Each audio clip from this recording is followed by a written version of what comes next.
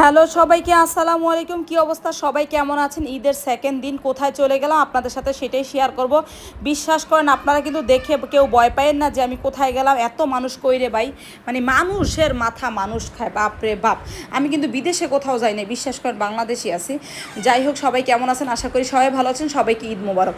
এটা হচ্ছে ঘুরি একটা রেস্টুরেন্ট, এটা হচ্ছে আমাদের ভ্যালি রোডে। ও হয়েছে ওপেনিং হয়তো কয়েকদিন আগেই। আমি এত ফেসবুকে মার্কেটিং দেখছি, তো অবশেষে আমি নবকে নিয়ে যেতে চাইলাম। দেখেন লিফটের অবস্থা, লিফটের সামনে দাঁড়ায় ছিলাম মিনিমাম হাফ অ্যান আওয়ার। অবশেষে গুড়ি রেস্টুরেন্টে উঠতে পারলাম। ওঠার পরে গিয়ে যা দেখলাম ভাই, বিশ্বাস করেন আমরা বাঙালি যে এত হুজুকের পাগল, এটা আসলে এই রেস্টুরেন্টে না যাওয়ার পরে বুঝতাম না। তবে সত্যি কথা বলতে রেস্টুরেন্টটা আসলেই অনেক সুন্দর, চমৎকার ডেকোরেশন, সব কিছু মিলে অপূর্ব সুন্দর। কিন্তু মানুষ যে ঈদের মধ্যে বাড়ি যায় না সেটা তো বুঝি নাই। মানে ঢাকা শহরে সব মানুষ মনে এই গুড়ি রেস্টুরেন্টে চলে গেছে, এরকম একটা অবস্থা।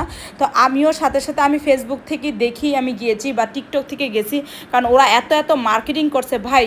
ওদের রেস্টুরেন্টের মার্কেটিং দেখে বুঝলাম ভাই জীবনে মার্কেটিংয়ের উপর আর কিছু নেই, বিশেষ করে ফেসবুক আর ইউটিউব আর টিকটক মার্কেটিং উপর আর কিছু নেই। তো এত মানুষ যে একটু দাঁড়াইতে পারতেছে না, একটা ছবি তুলতে পারতেছে না ঠিক মতো, মানে কি বলবো। কিন্তু এক কথায় চমৎকার, তার মধ্যে ছিল রুপটপে, তাহলে তার কোনো কথাই নেই।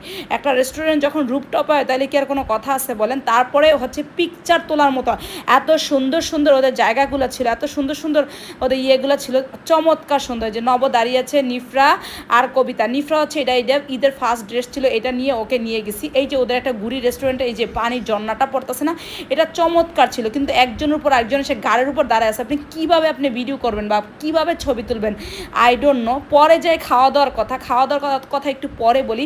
এখানে একটা জায়গা আছে খুব সুন্দর, আমি একটু না দাঁড়ায় হচ্ছে একটু কবিতাকে বলছিলাম বাবা একটু ভিডিও করে, পিছনে দেখেন লুকিং গ্লাসে হাজার মানুষ চলে আসছে, কিচ্ছু করার নাই ভাই।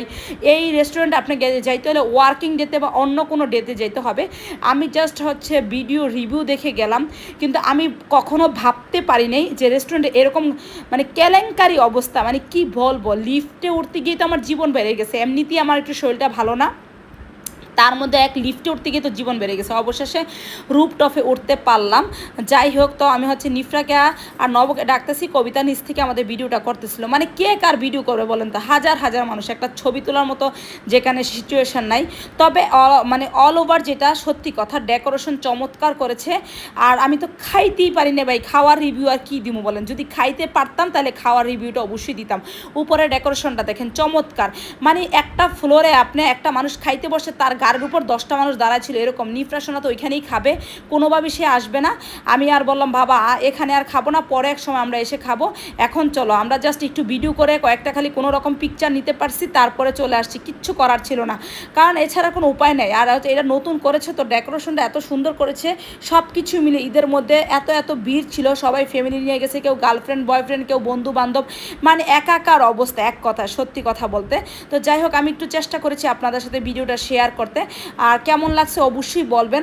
আপনারা যারা যেতে চান অবশ্যই যেতে পারবেন, চমৎকার ছবি তুলতে পারবেন। আর কিছু পারেন আর না পারেন, কিন্তু সেটা হচ্ছে ওয়ার্কিং ডেতে যান ভাই, অফ ডেতে যায় না। ওদের মার্কেটিং চলতেছে, হাজার হাজার মানুষ। খাবার রিভিউ দিতে পারলাম না বিকজ আমি খাইই নেই, খাবার রিভিউ আর কি দিব। তো আমার ভিডিওটা কেমন লাগছে অবশ্যই